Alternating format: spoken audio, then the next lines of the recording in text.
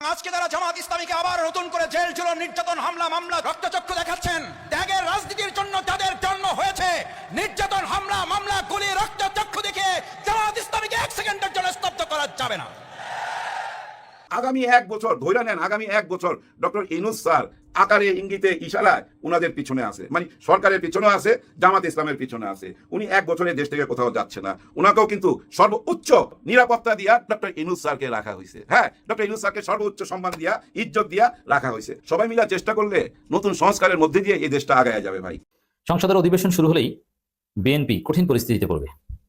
রাষ্ট্রপতি শাহাবুদ্দিন চুপ্পুকে নিয়েই একটা অনাকাঙ্ক্ষিত পরিস্থিতি তৈরি হবে, যেটা বিএনপি, তারেক রহমান, আমিরে জামাত এরা যে একটা সুন্দর বাংলাদেশের সূচনা করেছে, তাতে একটা বড় ধরনের বিঘ্ন সৃষ্টিকারী ঘটনা ঘটবে।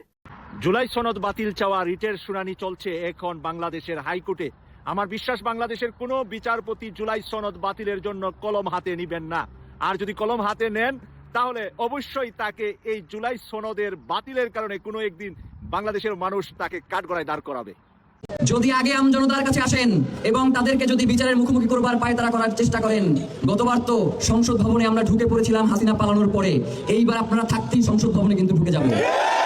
এইখানে কোনো পুলিশকে চুমু দেওয়ার জন্য থানাগুলোতে আক্রমণ করা হয় নাই, তারা গুলি করেছে, আমাদের 1400 ভাই বোনকে হত্যা করেছে, এরপরে জনতা প্রতিরোধ করেছে। খুব শীঘ্রই রোজার পরেই সিটি কর্পোরেশন নির্বাচনের দিকে যাবে নির্বাচন কমিশন। তাহলে নতুন নিযুক্ত যারা প্রশাসক তাদেরকে কি এই 15 দিন কিংবা 1 মাসের জন্য প্রশাসক হিসেবে দায়িত্ব পালন করার জন্য নিয়োগ দেওয়া হয়েছে? এত সাজ রব করে তাদেরকে প্রশাসক হিসেবে দায়িত্ব দিয়ে তাহলে লাভ হলো কি? এক ধরনের তাদেরকে বিব্রতকর পরিস্থিতিতে ফেলে দেওয়া হলো নাকি? আদালতের কাঁধে বন্দুক রেখে বাকি কাজ করতে যাচ্ছেন। আমরা বলেছি এটি সম্পূর্ণরূপে আত্মঘাতী পদক্ষেপ। এখান থেকে যদি সরে না আসেন তাহলে জুলাই সনদ, জুলাই মাস আপ সার্চ কিংবা পরবর্তীতে জুলাই সনদ বাস্তবায়ন আদেশ, এগুলো যদি প্রশ্নবিদ্ধ হয় তাহলে গণভোট প্রশ্নবিদ্ধ হয়, নির্বাচন প্রশ্নবিদ্ধ হয় এবং একই সাথে আগামী পার্লামেন্টও প্রশ্নবিদ্ধ হয়। তারা বলেছেন এগুলো সংবিধানে নাই। এগুলো যদি সংবিধানে নাই, তারপরে ঐকমত্যের ভিত্তিতে বিশেষ সার্কামস্টেন্সে সেগুলো করা হয়েছে। সংবিধানে তো অন্তর্বর্তীকালীন সরকারও নাই, সংবিধানে তো সরকার পালিয়ে যাওয়ার বিধানও নাই, সংবিধানে তো অবশ্যই গণভোটের বিধানও নাই, সংবিধানে এই 2026 সালের 12ই ফেব্রুয়ারি নির্বাচন অনুষ্ঠানের কথাও নাই। আসসালামু আলাইকুম রহমতুল্লাহ। আজকের গুরুত্বপূর্ণ সংবাদে আপনাদের স্বাগতম। ভিডিও শুরুতেই বুঝতে পেরেছেন আজকের বিষয়টি অত্যন্ত গুরুত্বপূর্ণ ও সময়োপযোগী, তাই অনুরোধ থাকবে ভিডিওটি না টেনে শুরু থেকে শেষ পর্যন্ত মনোযোগ সহকারে দেখবেন। যারা এখন আমাদের চ্যানেলটি সাবস্ক্রাইব করেননি তারা চ্যানেলটি সাবস্ক্রাইব করে পাশে থাকা বেল আইকনটি অন করে রাখুন, যেন সবার আগে সর্বশেষ ও নির্ভরযোগ্য সংবাদ পেয়ে যান। যারা ইতিমধ্যে আমাদের চ্যানেলটি সাবস্ক্রাইব করেছেন তাদেরকে অসংখ্য ধন্যবাদ। দর্শক, চলুন কথা না বাড়িয়ে ভিডিওতে একটি লাইক দিয়ে ভিডিওর মূল বিস্তারিত অংশ দেখে আসি। নির্বাচনের আগে যেসব জরিপ টরিপ হয়েছে আমরা তো দেখছি, এই জরিপগুলা 5%, 7%, শেষের দিকে যায় দেখলাম 19%, তারপরে না 21%, 22%, এই পর্যন্ত ঠেকা নির্বাচন হয়ে গেল। নির্বাচনের পরে দেখলাম 42%। তার মানে আরো 20% ভোট কই থেকে আসলো? হ্যাঁ, এই গানে টাইনে আনছে ভাই। হ্যাঁ ভাই, এই গানে টাইনে আনছে। কই থেকে টাইনে আনছে জানেন? বিএনপি থেকে। আওয়ামী লীগ তো জামাতকে ভোট দেবে না, জানি দুশ্মন, কেন দিবে? বিএনপি থেকে আসছে। বিএনপির কারা আসছে? এই 20%। এরা হচ্ছে ভালো মনের মানুষ, এরা না অন্যায় মাইনা নিতে পারে না।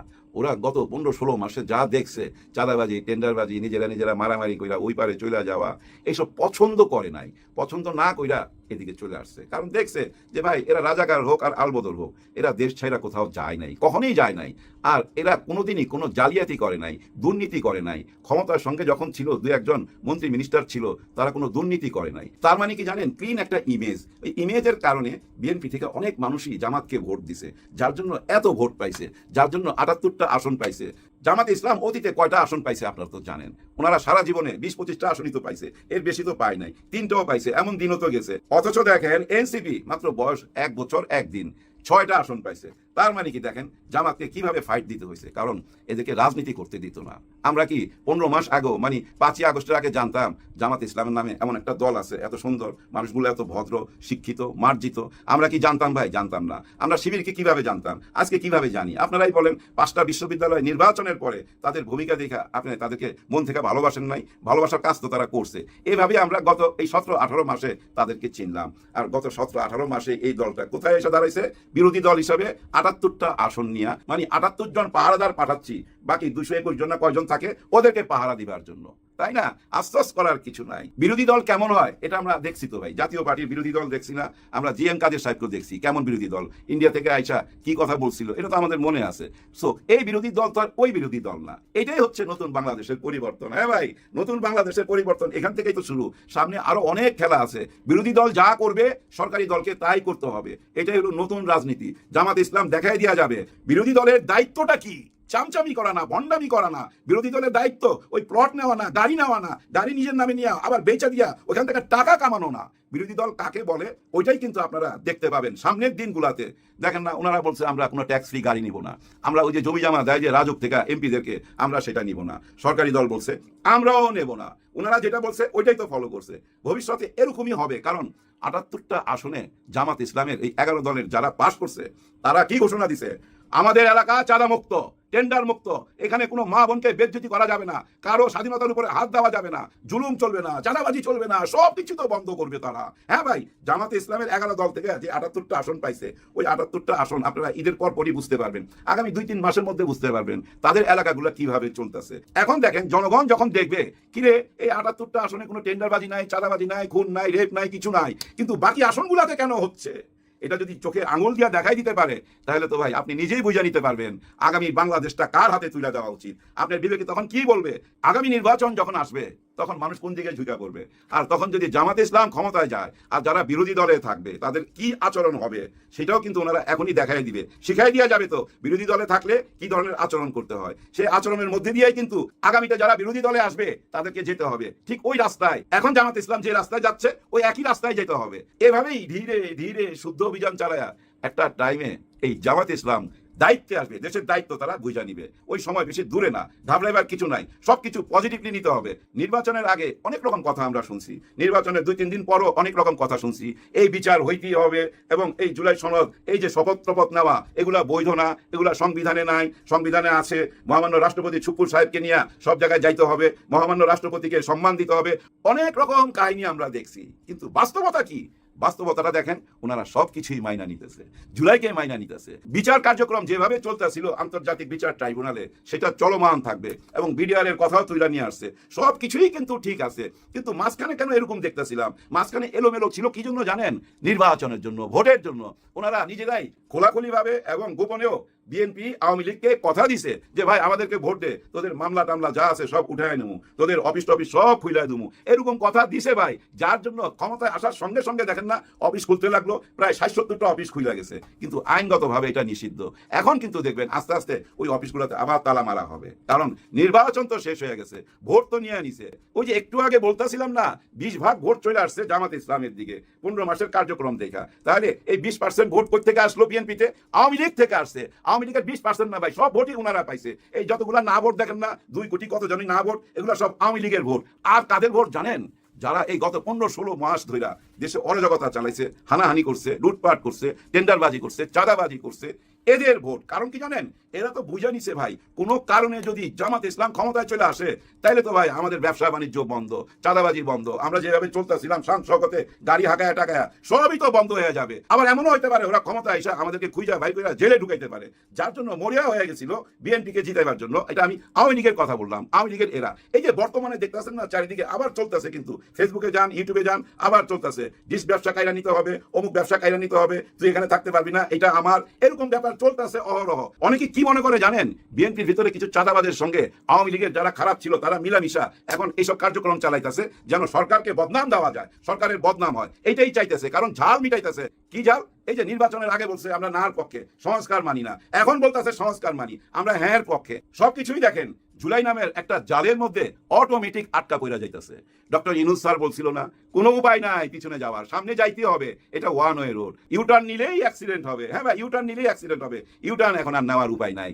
কারণ কি জানেন ভাই? একই দিনে তো 2টা ভোট হয়েছে।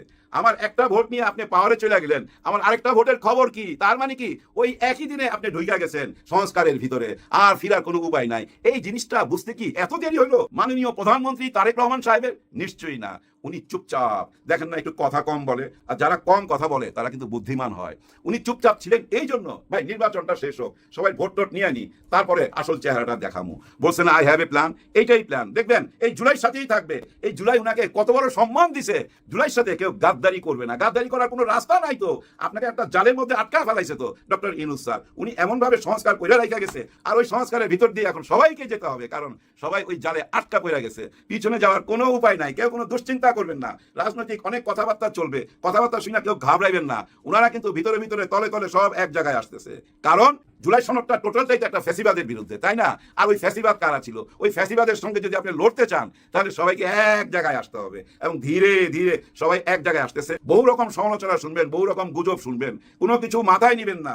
আগামী 1 বছর ধরে নেন, আগামী 1 বছর ডক্টর ইউনূস স্যার আকারে ইঙ্গিতে ইশারায় উনাদের পিছনে আছে, মানে সরকারের পিছনে আছে, জামাত ইসলামের পিছনে আছে। উনি 1 বছরের দেশ থেকে কোথাও যাচ্ছে না। ওনাকেও কিন্তু সর্বোচ্চ নিরাপত্তা দিয়া ডক্টর ইউনূস স্যারকে রাখা হয়েছে। হ্যাঁ, ডক্টর ইউনূস স্যারকে সর্বোচ্চ সম্মান দিয়া, ইজ্জত দিয়া রাখা হয়েছে। সবাই মিলে চেষ্টা করলে নতুন সংস্কারের মধ্যে দিয়ে এই দেশটা আগায় যাবে ভাই। সংসদের অধিবেশন শুরু হলেই বিএনপি কঠিন পরিস্থিতিতে পড়বে। রাষ্ট্রপতি শাহাবুদ্দিন চুপ্পুকে নিয়েই একটা অনাকাঙ্ক্ষিত পরিস্থিতি তৈরি হবে, যেটা বিএনপি, তারেক রহমান, আমিরে জামাত এরা যে একটা সুন্দর বাংলাদেশের সূচনা করেছে, তাতে একটা বড় ধরনের বিঘ্ন সৃষ্টিকারী ঘটনা ঘটবে। এক্ষেত্রে বিএনপি সরকার একটা কিং কর্তব্য বিমূঢ়, কি করবে তারা বুঝে উঠতে পারছে না। এদিকে জামাত এনসিপি কঠিন চাপের মধ্যে রাখছে বিএনপি সরকারকে। একের পর এক ধারাবাহিকভাবে নানান পদক্ষেপ নিয়ে যাচ্ছে জামাত এনসিপি, যাতে শাহাবুদ্দিন চুপ্পু ইস্যুকে বিএনপি আগেভাগে ডিল করতে বাধ্য হয়, এবং এটা বিএনপির জন্য ডেফিনেটলি বিব্রতকর।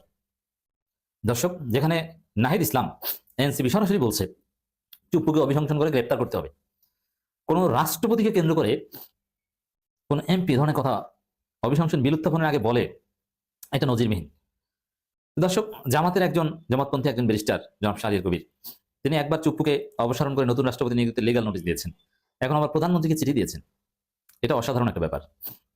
এর মানে এমন পরিস্থিতি তৈরি করা হচ্ছে, রাষ্ট্রপতি যে সংসদের উদ্বোধনী ভাষণ দিবেন অধিবেশনে, সেটা এখন তাকে করতে দেওয়া হচ্ছে না বা করতে দিতে চাইছে না বিরোধী দলগুলো। এবং রাষ্ট্রপতি সংসদের অধিবেশনে ভাষণ দিলে সেই ভাষণ শোনার জন্য জামাত এনসিপির এমপিরা বসবেন না চলে যাবেন, এটা নিয়ে এখন সন্দেহ তৈরি হয়েছে। যেভাবে এগোচ্ছে জামাত এনসিপি, তাতে মনে হচ্ছে যে সংসদের উদ্বোধনী যে ভাষণ দিবেন রাষ্ট্রপতি চুপ্পু, সেটা জামাত বিএনপি শুনবেই না। ভাষণের সময় বের হয়ে যাবে, ভাষণ শেষে আসবে, তারপরে ধন্যবাদ প্রস্তাব উত্থাপন করবে, সেখানে জামাত এনসিপি ধন্যবাদ না দিয়ে তাকে অভিশংসন করে গ্রেপ্তার করার দাবি করবে। এটা কোনো স্বাভাবিক বা অর্থবহ সংসদের বৈশিষ্ট্য হতে পারে না, কিন্তু সেটা হবে। এর মানে বিএনপি চুপ্পুকে নিয়ে একটা সিদ্ধান্ত নিতে বাধ্য হবে, কিছু করার নেই। এখন এতদিন জল্পনা কল্পনা ছিল যে সংসদ শুরু হওয়ার পর অভিশংসন করতে হবে, কিন্তু এখন জামাতের লোকজন এক ধাপ এগিয়ে গেছে যে সংসদে উদ্বোধনী ভাষণই এই চুপ্পুকে দিতে দেওয়া যাবে না। এমনকি চুপ্পু সংসদ উদ্বোধনী ভাষণ দিলে তার বিরুদ্ধে কোনো মিছিল টিছিল হয় কিনা রাজপথে তাও বলা যায় না। জুলাই অ্যালায়েন্স বা এরকম কেউ মিছিল করতে পারে, কারণ এটা একটা কলঙ্কজনক অধ্যায় হবে। তারেক রহমান এই চুপ্পুর ক্ষেত্রে রাষ্ট্রাচার মেনে যে সমালোচিত হয়েছেন, তো জাতীয় সংসদ কলঙ্কিত হবে যদি চুপ্পু জাতীয় সংসদে ভাষণ দেয়। দর্শক, সংসদে রাষ্ট্রপতি মোহাম্মদ শাহাবুদ্দিনকে ভাষণ দানে বিরত রাখতে প্রধানমন্ত্রীকে চিঠি। মানে জামাত বা জামাতপন্থী অ্যাক্টিভিস্ট, এনসিপি পন্থী অ্যাক্টিভিস্টরা যা করার সব করছে, চুপ্পুকে জয় বাংলা করে দিতে যত ইনস্ট্রুমেন্ট আছে সব করছে। তো এইভাবে বিএনপি এগুলো সামাল দেবে না, নিজেদেরকে সামাল দেবে। চুপ্পু তো অন্যের লোক, ভারতের লোক, তাকে রক্ষা করতে বিএনপি কতটা ঝুঁকি নেবে? তা বিএনপি তো তাতে বেকায়দায় পড়বে অনিবার্যভাবে, বোঝা যায়। আবার একদম এখন আগে থেকেই ভাষণ দানে বিরত রাখা, সরিয়ে দেওয়া, এটাও আইনে নাই, কারণ কার্যপ্রণালী বিধি এটাই যে রাষ্ট্রপতি সংসদের উদ্বোধনী ভাষণ দিয়ে সংসদ উদ্বোধন করে দিবেন এবং সংসদের অধিবেশন ডাকবেন রাষ্ট্রপতি। সেক্ষেত্রে কোন আইনে কোন ভাবে, যেহেতু বিএনপি কথিত সাংবিধানিক ধারাবাহিকতার কথা বলছে, যদি তারেক রহমান নিজে কোনো সংবিধান মানেন না, কারণ সংবিধানে আছে শেখ মুজিবের ছবি, জাতির জনকের ছবি তার পেছনে থাকতে হবে, আছে নাই? তো এই যে আরো অনেক কিছুই সংবিধান মানেন না। এখন কিছু কিছু জায়গায় মানেন, যেটা বিএনপি স্বার্থের জন্য লাগে সেটা মানে না, যেটা লাগে না সেটা মানেন না। এখন চুপ্পুকে বাদ দিয়ে কার মাধ্যমে ভাষণ দেবেন? কারণ এটার সংবিধানে কোনো অল্টারনেটিভ নাই। শপথ পড়ানো এটা একটা অল্টারনেটিভ করা গেছে, যদি ওটাও অসাংবিধানিক। এখন ভাষণটা কি প্রধান নির্বাচন কমিশনের মাধ্যমে দেওয়ানো যায়? এটা কঠিন। আবার সংসদ অধিবেশন শুরু হওয়ার আগে নতুন কাউকে রাষ্ট্রপতি বানাবে, এটাও হয় না। তার মানে ওভারঅল বিএনপি একটা কঠিন পরিস্থিতি পড়তে যাচ্ছে রাষ্ট্রপতি শাহাবুদ্দিন চুপ্পুকে নিয়ে সংসদ অধিবেশন শুরু হওয়ার সাথে সাথে। কোনো অঘটন ঘটলেও করতে পারে। জুলাই অভ্যুত্থানের স্পিরিট সমুন্নত রাখতে, হ্যাঁ এটা ঠিক, জুলাই অভ্যুত্থানের স্পিরিট সমুন্নত রাখতে এবং জুলাই সনদের প্রতি শ্রদ্ধা প্রদর্শনের অংশ হিসেবে এই চুপ্পুকে তাকে ভাষণ দিতে দেওয়া উচিত নয়। কিন্তু দিন শেষে চুপ্পুই ভাষণ দিবেন, এটা আমরা জানি, এবং জামাত এনসিপির এমপিরা হয়তো ওয়ার্কআউট করবেন এবং একটা পর্যায়ে চুপ্পুকে অভিশংসন করা হবে। কিন্তু তারপরও এই যে চিঠি, এটা বিএনপি সরকারকে চাপে রাখবে, এতে কোনো সন্দেহ নেই। বিরত রাখতে প্রধানমন্ত্রী তারেক রহমান বরাবর চিঠি দিয়েছেন সুপ্রিম কোর্টের একজন আইনজীবী ব্যারিস্টার এস এম শাহরিয়ার কবিরের চিঠি দেন। এর আগে চুপ্পুকে সরিয়ে দিতে, নতুন রাষ্ট্রপতি নিয়োগ দিতে লিগ্যাল নোটিশ দিয়েছেন এই শাহরিয়ার কবির। চিঠিতে বলা হয়, রাষ্ট্রপতি মোহাম্মদ শাহাবুদ্দিন জুলাই গণঅভ্যুত্থানের সময় কোনো পদক্ষেপ নিতে ব্যর্থ হয়েছে।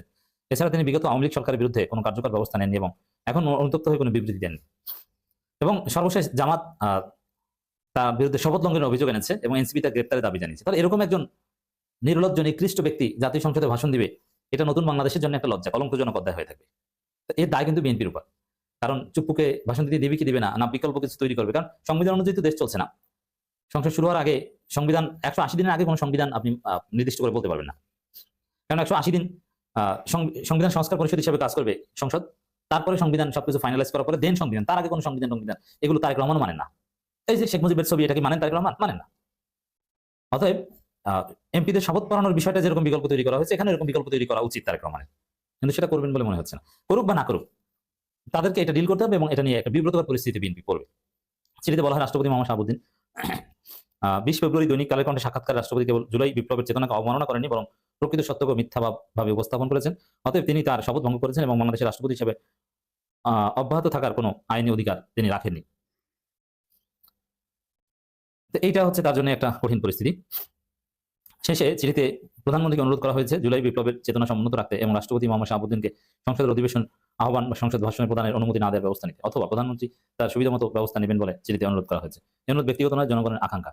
ঠিক আছে, কিন্তু তাহলে বিকল্প ভাষণটা কে দিবে? এরকম একটা সলিউশন যদি, যেহেতু ব্যারিস্টার শাহরিয়ার কবির একজন সংবিধান বিশেষজ্ঞ আইনজ্ঞ, তিনি যদি দিতেন ভালো হতো। এখানে কি স্পিকার তো পরে, আগে নির্বাচিত হতে হবে। এখন প্রধান বিচারপতি তিনি সংসদে যাবেন, এটাও এরকমও তো কোনো নজির নেই। It's very tough. তাহলে যেটা করা যায়, প্রধানমন্ত্রী নিজেই ভাষণ দেবেন, আর একটু ব্যতিক্রমী নজির। তো এটা সত্যি একটা বিব্রতকর পরিস্থিতি, বিএনপি সরকারকে বেকায়দায় ফেলবে। তো এটা হচ্ছে বিএনপির অতীতের পাপের ফল, যে অতীতে চুপুকে রেখে দিয়েছে। এই জন্য কলঙ্কজনক অধ্যায় মুখোমুখি হতে হচ্ছে বিএনপিকে। দর্শক, কদিন আগেই নতুন সরকার 6টি সিটি কর্পোরেশনের নতুন প্রশাসক নিয়োগ করলো এবং আমরা দেখলাম যে রাজধানী ঢাকাতেও প্রশাসক নিয়োগ করা হলো। রাজধানী ঢাকা উত্তর এবং দক্ষিণে 2 সিটি কর্পোরেশনে প্রশাসক নিয়োগ দেখলাম, ঢাকার বাইরে 4টি সিটি কর্পোরেশনে দেখলাম, রাজশাহীতে নিয়োগ দেওয়ার প্রস্তুতি চলছে। শোনা যাচ্ছে চট্টগ্রামে বিএনপিরই একজন মানে অন্তর্বর্তীকালীন সরকারের আমলে মামলা করে জিতে দায়িত্ব পালন করছেন। সব মিলিয়ে মনে হচ্ছে যে সরকার আরও কিছুদিন প্রশাসক দিয়ে সিটি কর্পোরেশনগুলো চালানোর চিন্তা করছে। যদিও নির্বাচনের পরপরই স্থানীয় সরকার মন্ত্রী বিএনপি মহাসচিব মির্জা ফখরুল বলেছিলেন যে খুব দ্রুত স্থানীয় সরকার নির্বাচন হবে। নির্বাচন কমিশন থেকেও আমরা শুনেছিলাম যে খুব দ্রুত নির্বাচন হবে, কিন্তু তারপরেই সরকারের যখন সিদ্ধান্ত আমরা দেখলাম 6টি সিটি কর্পোরেশনে নতুন প্রশাসক নিয়োগ দেয়া, কিন্তু সেই সিদ্ধান্তের পরে আবার দেখা গেল যে গণেশ উল্টে যাচ্ছে। নির্বাচন কমিশন থেকে গতকালকে জানানো হলো যে খুব শীঘ্রই রোজার পরেই সিটি কর্পোরেশন নির্বাচনের দিকে যাবে নির্বাচন কমিশন। তাহলে নতুন নিযুক্ত যারা প্রশাসক, তাদেরকে কি এই 15 দিন কিংবা 1 মাসের জন্য প্রশাসক হিসেবে দায়িত্ব পালন করার জন্য নিয়োগ দেওয়া হয়েছে? এত সাজ রব করে তাদেরকে প্রশাসক হিসেবে দায়িত্ব দিয়ে তাহলে লাভ হলো কি? এক ধরনের তাদেরকে বিব্রতকর পরিস্থিতিতে ফেলে দেওয়া হলো নাকি যাদেরকে প্রশাসক নিয়োগ দেওয়া হয়েছে তাদেরকে সিটি কর্পোরেশনে অভ্যস্ত করে নেওয়া হচ্ছে, তাদেরকে দিয়েই নির্বাচন করানো হবে কিনা মেয়র হিসাবে, সেই আলোচনাও করা যেতে পারে। চলুন একটু জেনে দেখি কি চমক দিচ্ছে নির্বাচন কমিশন। বলেছিলাম সিটি কর্পোরেশনের নির্বাচনের দিকে যাচ্ছে নির্বাচন কমিশন, এমন আভাস মিলেছে, অথচ সরকার সবেমাত্র সিটি কর্পোরেশনের প্রশাসক নিয়োগ দিল। কয়েকদিন দায়িত্ব পালনের পরেই তাদের মেয়াদ শেষ হয়ে যাবে, তাহলে তাদেরকে দায়িত্ব দেওয়া হলো কেন? নির্বাচন কমিশনের এই খবরটা আপনারা দেখে নিতে পারেন। সেখানে বলা হচ্ছে রমজানের পরে সিটি কর্পোরেশন নির্বাচন। ইসি মাসুদ বলেছেন রমজানের পরেই নির্বাচন। রমজানের পরে যদি নির্বাচন হয় তাহলে শুধুমাত্র রমজানের কয়েকটা দিনের জন্য, মানে 1 মাসও না, এরকম একটা সময়ের জন্য প্রশাসক নিয়োগ দেওয়া হলো কেন? সেটা রাজনৈতিক প্রশাসক, মানে সরকারি আমলা প্রশাসক নিয়োগ দেওয়া, যে কাজের জন্য তাদেরকে নিয়োগ দেওয়া হলো, সেটা আলাদা ব্যাপার। কিন্তু রাজনৈতিক প্রশাসক যখন নিয়োগ দেওয়া হলো, তখন সেই সিদ্ধান্তটা কি ভেবেচিন্তে নেওয়া হয়নি, নাকি নির্বাচন কমিশন সরকারের সঙ্গে আলোচনা না করেই এই কথা বলছে? কি বলছেন তিনি, ইসি মাসুদ? রমজানের পরে স্থানীয় সরকার পর্যায়ে সিটি কর্পোরেশনের নির্বাচন হবে বলে জানিয়েছেন নির্বাচন commissioner Abdur Rahman Al Masud. Reporters forum for election and democracy আয়োজিত এক অনুষ্ঠানে এই কথা তিনি বলেছেন।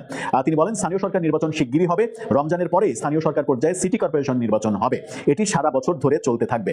সারা বছর ধরে কিভাবে সিটি কর্পোরেশন নির্বাচন চলতে থাকবে? মাত্র কয়েকটা সিটি কর্পোরেশন? নাকি তিনি বোঝাচ্ছেন যে সমস্ত ধরনের যে স্থানীয় সরকার নির্বাচন, উপজেলা, জেলা পরিষদ, ইউনিয়ন, সব পৌরসভা, সব মিলিয়ে তিনি বলছেন কিনা? হয়তোবা তিনি সব মিলিয়েই বলছেন। কমিশনের চলমান উপনির্বাচন নিয়ে ইসির তৎপরতার কথা জানিয়ে তিনি জানান স্থানীয় সরকার পর্যায়ে দলীয় প্রতীক থাকবে কিনা সেই ব্যাপারে সংসদের সিদ্ধান্তের অপেক্ষায় ইসি। অর্থাৎ ইলেকশন কমিশন কোনো সিদ্ধান্ত নেবে না, সংসদ যে সিদ্ধান্ত দেবে সেই সিদ্ধান্তে ইসি কাজ করবে। সম্প্রতি অনুষ্ঠিত ত্রয়োদশ জাতীয় সংসদ নির্বাচন এবং গণভোট সুষ্ঠু হয়েছে উল্লেখ করে নির্বাচনে ঘাটতির বিষয়গুলো কমিশন খতিয়ে দেখার কথাও তিনি জানিয়েছেন। সুষ্ঠু হয়েছে তিনি বলছেন, কিন্তু নির্বাচনের অনেকদিন পরে আমরা দেখেছি যে গণভোটের হিসাব পাল্টাতে 11 লাখ গণভোট কমেছে, হ্যাঁ ভোট 10 লাখ কমেছে, না ভোট 1 লাখ কমেছে, এরকম হাস্যকর ব্যাপারগুলোকেও নির্বাচন কমিশন এক ধরনের বৈধতা দিতে চেয়েছে। তিনি বলছেন খুব সফল হয়েছে। এখন ব্যাপার হচ্ছে যে এই যে প্রশাসক নিয়োগ দেওয়া হলো এবং সিটি কর্পোরেশন নির্বাচনের কথা বলা হচ্ছে, তাহলে প্রশাসকগুলো কেন নিয়োগ দেওয়া হলো? মানে রাজনৈতিক প্রশাসক, রাজনৈতিক নেতাদের প্রশাসক নিয়োগ দেওয়া হলো, তারা মাত্র কয়েকদিন দায়িত্ব পালন করে দায়িত্ব শেষ করবে, সেটা 2 মাসও দায়িত্ব পালন করতে পারবেন না তারা।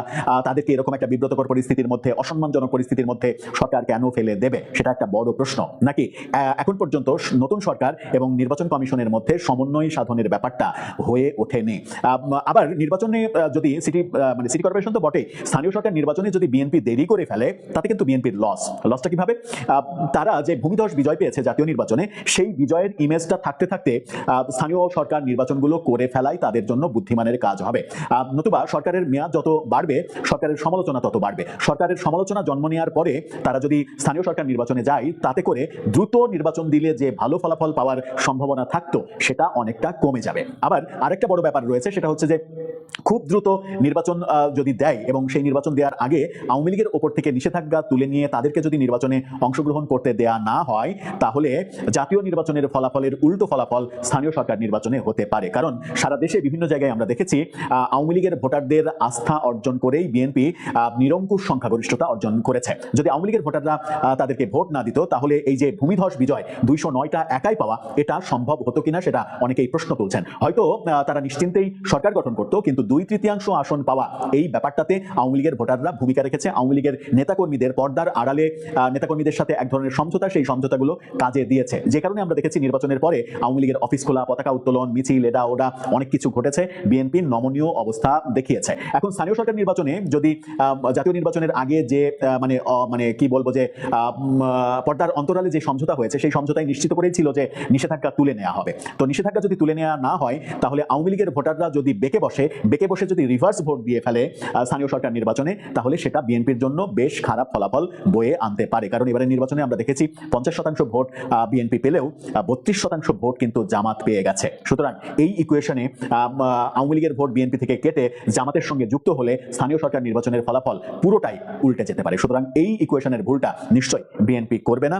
এখন দেখার বিষয় যে ইসি মাসুদ যে কথা বললেন, সেই অনুযায়ী নির্বাচনের তফসিল ঘোষণা করা হয় কিনা রোজার পরে, ঈদের পরে, এবং ততদিনে মানে অন্তত সংসদের 30 দিনের মানে অতিক্রম হওয়ার পরে আওয়ামী লীগের উপরে যে নিষেধাজ্ঞা রয়েছে প্রফেসর ইউনূসের নির্বাহী আদেশে, সেটা অটোমেটিকলি উঠে যায় কিনা, নাকি সেটাও সংসদে বিএনপি পাশ করে নেয় এবং আওয়ামী লীগের উপরে নিষেধাজ্ঞা থেকেই যায়, সেটার উপরে নির্ভর করছে স্থানীয় সরকারের নির্বাচনের ফলাফলের অনেক ইকুয়েশন। এতক্ষণ মনোযোগ সহকারে ভিডিওটি দেখার জন্য অসংখ্য ধন্যবাদ।